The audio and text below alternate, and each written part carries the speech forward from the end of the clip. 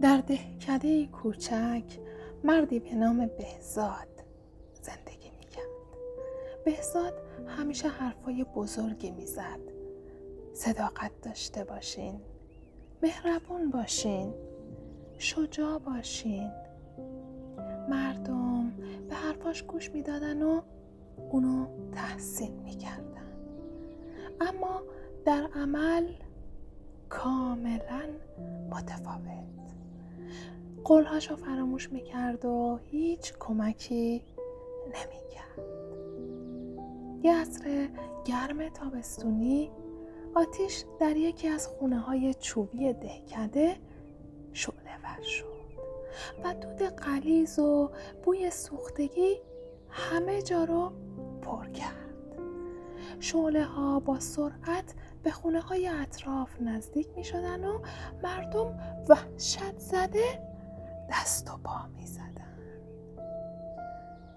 اونا از بهزاد کمک خواستند. اون با غرور از بالای تپه فریاد زد: نگران نباشین، همه چیز درست میشه، فقط کافیه شما.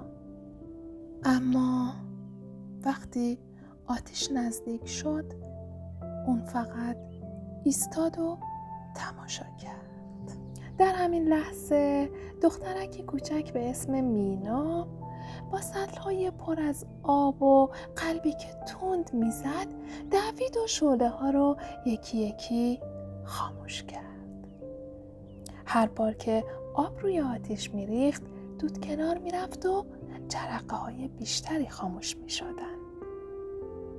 شجاعت اون کم کم دیگران رو هم به حرکت واداشت. مردم با تلاش مشترک شعله‌ها رو مهار کردند و خونه‌ها نجات پیدا کردند.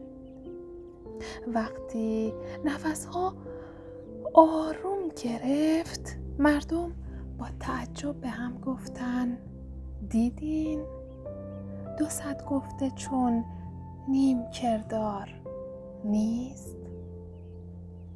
و فهمیدن که حرفای بزرگ بدون عمل هیچ ارزشی نداره.